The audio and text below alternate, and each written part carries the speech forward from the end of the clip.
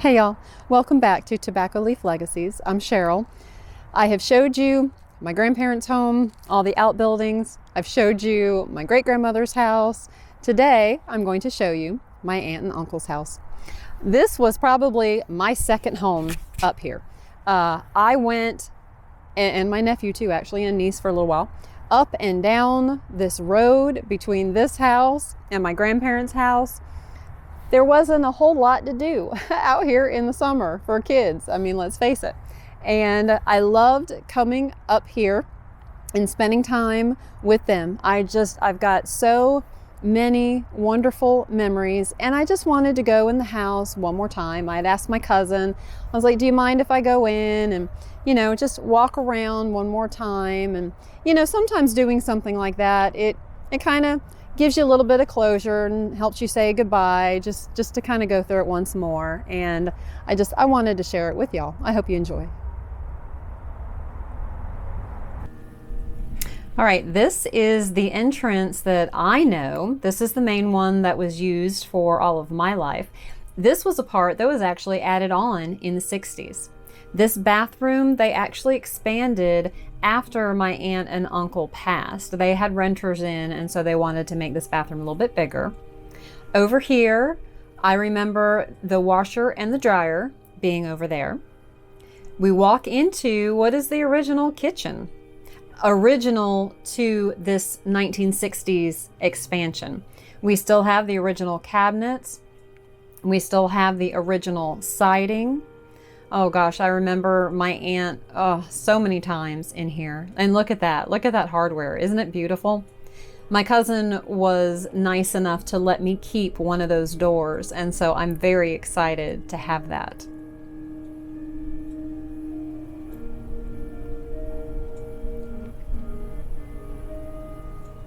Look at that. Now, if that doesn't scream 60s, nothing will. And this is the fireplace that, again, I have seen my entire life. None of that has changed. I remember that fan in the summer coming in, sitting under there and chatting with my aunt and or uncle while watching out that window right there at the hummingbirds. Oh my gosh, my aunt loved to feed the hummingbirds. And so hours were spent in this family room area, under the fan, hanging out, watching the birds. Now we get into what was actually the original part of the house. Now this was my aunt and uncle's bedroom, but back in the day when the house was first built, it was actually the original kitchen area. I never saw it like that. I don't have any pictures of it like that. I wish I did, because I would love to be able to see it. This is one of the bedrooms. Over here you'll see where they had I believe a stove was hooked up to that. Now, whether for cooking or whether for heat, I'm assuming probably for heat. And this is cool, the original doors. Look at that, the original door handles and lock. Oh, I just love those old ones like that.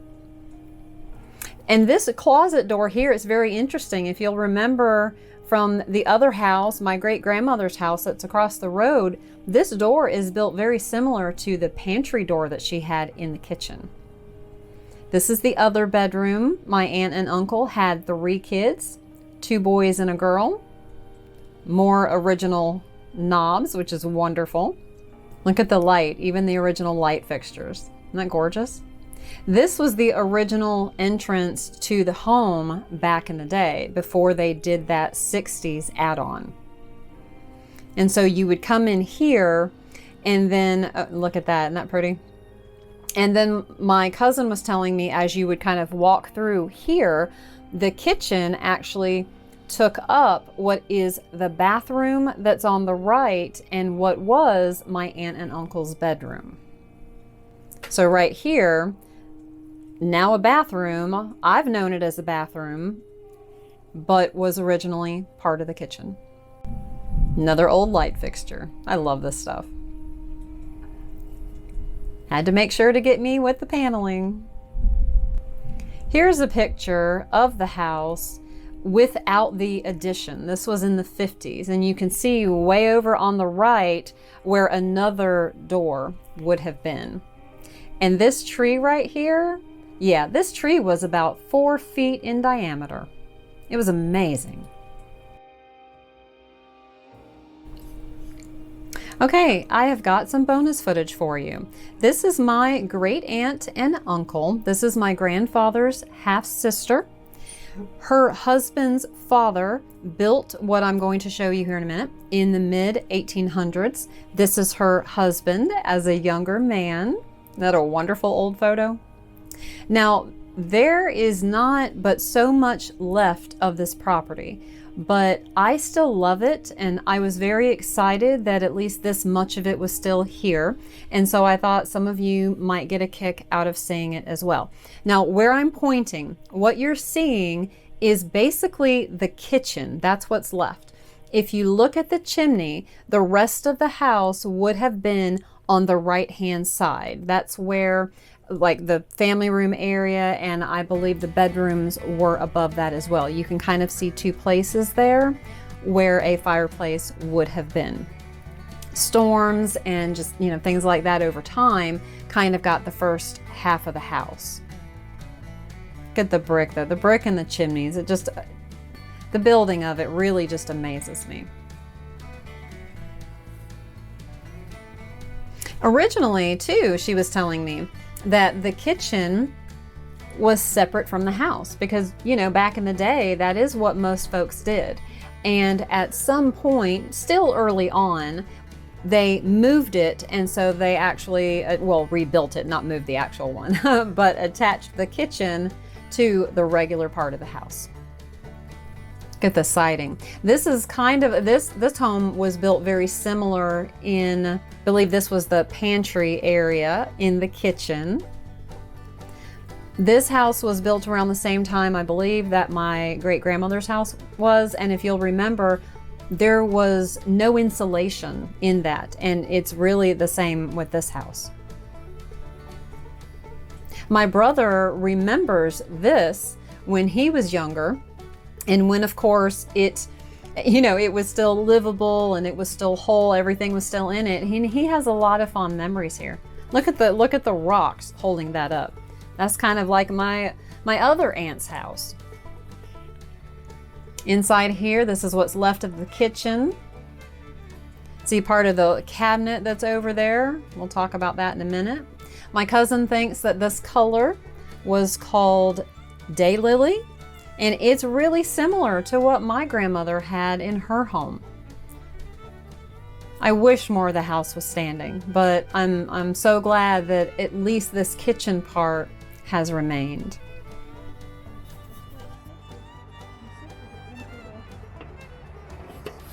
The flour bin. So it sat like above, like permanently on the stove. It had in that Hoosier cabinet, there was a place where it would slide in, and you store your flour up here, and it would go down in there, and you could slide your bowl under there as you needed it.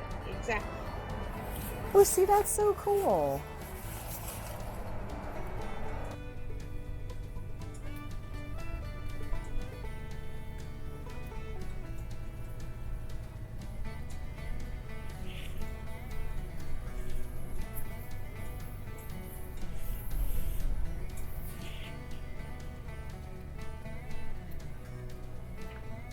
And yes, some of you are probably asking, is this still standing, or is this going to be apartments at some point? And unfortunately, it will be. This is part of the family too, and they were also kind of part of the sale. So this whole area is going to be gone. This was an old smokehouse area here, and it's another reason why I wanted to make sure and get it on video. This table here, that was an old original table that they'd used in the house.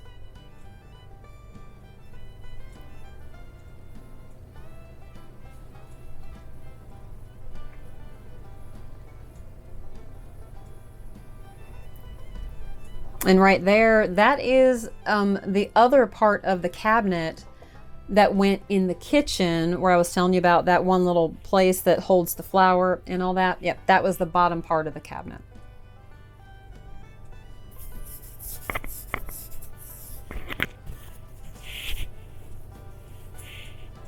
Now on this side of the house, this is where the main entrance would have been. My cousin was telling me that, of course, like most folks, they didn't necessarily use like the proper front entrance all the time. I believe parking at the time would have been on the side of the house or kind of around in the back. And so they had like another back door that people would use. It was the same thing at our house. We kind of had, you know, the door leading onto the porch, and we had the proper front door. And most of the time, everybody always went to the back door.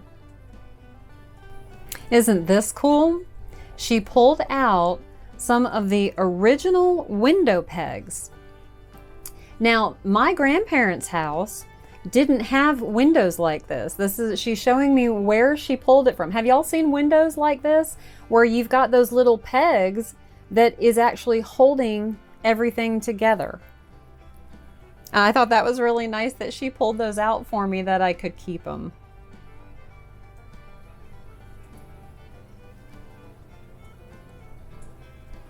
Now this area over here, of course, they had a farm. They did tobacco as well. And here, this is really the only barn that remains from what they had. I said they had others. This is all that's left. And they did some of the grading of the tobacco leaves here. And my cousin was also telling me that they had a pit under here, just like we had in the pack house. So I think this barn kind of served as their pack house. Further down on the property, kind of on the other side, a ways behind this one, they had another tobacco barn. And I believe that was where they hung the tobacco to dry. I'm not sure how much drying they actually did in this one. Alrighty, so I'm gonna show you what I just got. I had asked my cousin, everybody's cousins at this point, I asked my cousin if I could go get a board off of what had been Mom's dollhouse. About 20 years ago, they sold it to them. I mean, they're just down the road. We're all family, you know, it's all good. And her son used it and played in it and loved it, and that just warms my heart that it got more attention and more love and everything, because Granddaddy built it with so much love for Mom. God, all the time. Whew. That for it to continue to get love as long as it could, you know, just makes me happy, makes my heart happy. So anyway, I had asked her if I could just, you know, come just get a board off of it, you know, just kind of goes along with all the pieces and things that I'm keeping, if I could do that. So I did. I went and got my board. Still has the original, you know, white on it. Got it all off in one piece, which is cool. Okay. But anyway, as we're walking around there and she's showing me different things, she had this big long nail. She was like, "Here, do you want this?" I'm like, "Yes, I do." Because that's a huge nail. And I think they use this mostly for like railroad tie pieces. So anyway, I mean, that's just fun.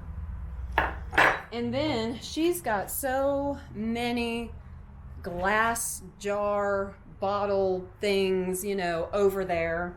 Now, the ages of them, you know, I don't know. Some are probably old and maybe some are only, you know, 20 years old or whatever. But I picked this one up because it was cool and it still has a little handle on it. I mean, this got the little like broken part right there, but I don't care. I thought that was, you know, kind of neat to keep. And then I picked up just a little baby jar because she handed me these. Let me see, flip this around for a second. The little wooden pegs that she pulled out of some of the windows, which were really neat because that's the first time that I've seen anything like this. Now, some of you, turn around camera, there we go, are probably familiar with these. Did your grandparents, great grandparents have like windows, have a home that these were in? First time I've ever seen them. So I was like, oh yes, thank you. You know, somebody hands me old wooden pegs and I'm like a kid in a candy store. Like, yay! But y'all, it's family and it's history, and it means something to me. She pulled out like an old little square nail out of there, which is neat. And so that's why I grabbed the little jar, just so I could, keep stuff in there. There was some glass that had, shattered, been broken, and I just figure I'd just pick up a little piece of it to keep in there too. So that's cool. And then when I was looking at the dollhouse, I was like, oh, it still has the original door and the handle. And I was like, do you care, if I get that? Because, it's half fallen down as it is. So, they're not doing anything with it. And so she was like, sure, if we can get it out, by all means. Hang on, I just dropped the one doorknob part. Okay, because I was going to try to hold it together for you. See, look. Isn't that cool? So this was the outside, and that was the inside. Isn't it cool? And like I said before, people, and I even got the, hang on, I even got the inner part too. People probably think that I am nuts when I get excited about, wait. One more thing. Where did I do with it? Hold on. Forgot to bring it in. Look. She told me, can we see that? There we go.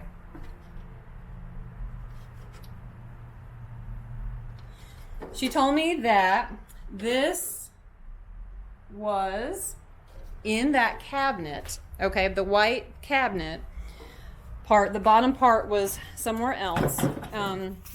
And she had said that stayed in the cabinet, and you stored the flour like above it or whatever, or in it, and then as you were cooking and making things and whatever, as you needed flour, it was all just right there. And y'all, I haven't even, as many old things as I have seen, pieces of furniture in the kitchen, all that, I have never seen that. And so when she mentioned, ooh, goes my shoulder again, stress, y'all.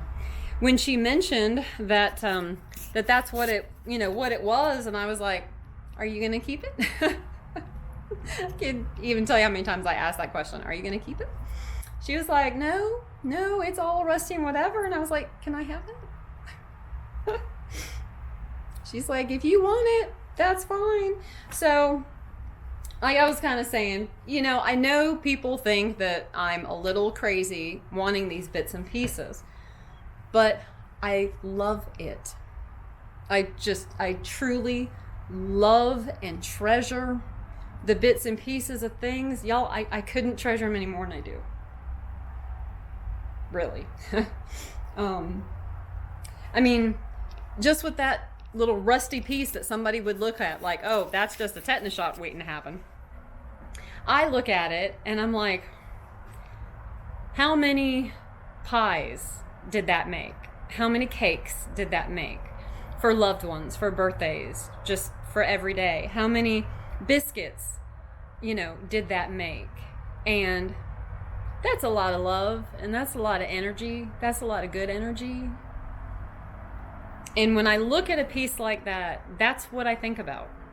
I don't think about, oh, it's just rusty and it's broken and whatever. That's not what I see. I see what it was, and I see what it did, and I see how many things that it did, that it made. I mean, whatever, depending on what it is. I like my little treasures. So bonus for today. So y'all, I encourage you all the time, don't be afraid to ask a question. Do not be afraid to ask somebody if you can go look at something. If there is a similar kind of situation where a building is going to be torn down, or whatever it is, do not be afraid to just ask somebody, hey, do you mind if I come out? Do you mind if I get a piece of this? When you see, just random stuff like that, do not be afraid to ask somebody, hey, are you keeping this?